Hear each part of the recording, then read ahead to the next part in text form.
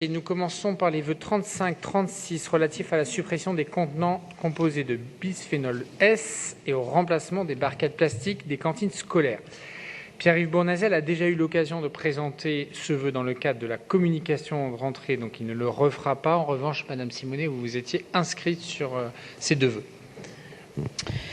Oui, écoutez, en juillet dernier, sur la base d'un état des lieux précis de l'usage des plastiques dans les cantines scolaires parisiennes, il a été décidé un plan d'action de sortie progressive des plastiques dans la restauration collective pour 2019, avec aussi la suppression des matières plastiques dans les cantines comme priorité pour la ville de Paris, avec l'objectif de les remplacer par les alternatives biodégradables ou neutres pour l'environnement.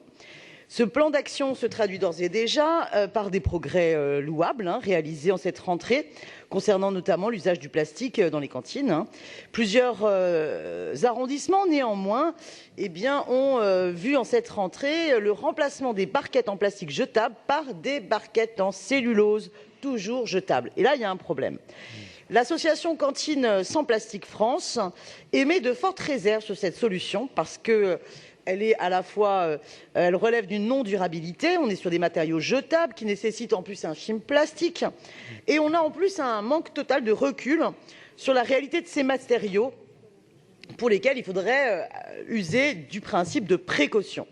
Je tiens à saluer le collectif de parents cantines responsables du 19e qui ont défendu dans plusieurs commissions menues le fait de ne plus utiliser ces barquettes là et plutôt d'avoir recours à des barquettes en inox par exemple. Et il faut à tout prix que nous incitions l'ensemble des caisses des écoles à œuvrer différemment et à choisir comme alternative aux barquettes en plastique et en cellulose, utiliser plutôt les matériaux inertes comme le verre ou l'inox. Voilà l'esprit de ce vœu. Et même si les caisses des écoles sont présidées par les maires d'arrondissement et ont une autonomie, je pense qu'il est de notre rôle ici que d'impulser cela. J'espère que ce vœu sera largement adopté par notre Assemblée. Je vous remercie. Merci beaucoup. Pour vous répondre, Aurélie Solence, sur les deux vœux, avec un avis d'exécutif sur les deux vœux. Merci. Mes chers collègues, Madame Simonet, lors du Conseil de Paris de juillet dernier, je vous ai présenté l'état des lieux sur l'utilisation des contenants alimentaires plastiques utilisés donc dans toute la restauration collective parisienne. À cette occasion, j'ai également présenté le calendrier de travail et les concertations prévues. Celui-ci n'a pas évolué en ces quelques semaines. Nous avançons comme annoncé. Mais c'est avec un grand plaisir que je peux vous le communiquer à nouveau. Le maître d'œuvre a été désigné au mois d'août et réalise actuellement un travail de parangonnage. Le travail avec les gestionnaires commencera ces prochaines semaines pour déboucher sur un plan d'action en janvier 2020 avec des objectifs à court, moyen et long terme. Des alternatives existent déjà pour certains usages et certains plastiques. Elles ont notamment été listées dans l'état des lieux et nous encourageons, en parallèle du travail de l'AMO, les gestionnaires à mettre dès à présent des solutions en place.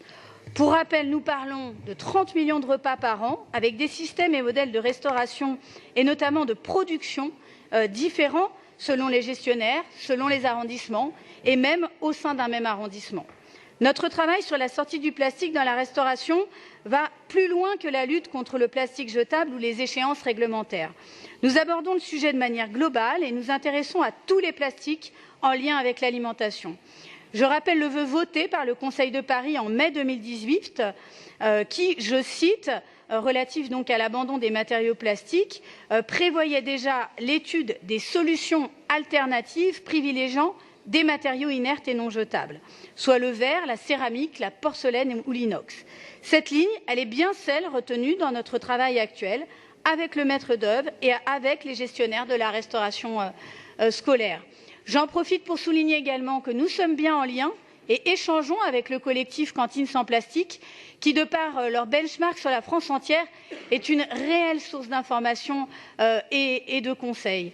Je conclurai rapidement sur les échanges déjà en cours dans notre commande publique, les changements, je veux dire, pour lesquels nous avons un plan de sortie des perturbateurs endocriniens depuis plusieurs années.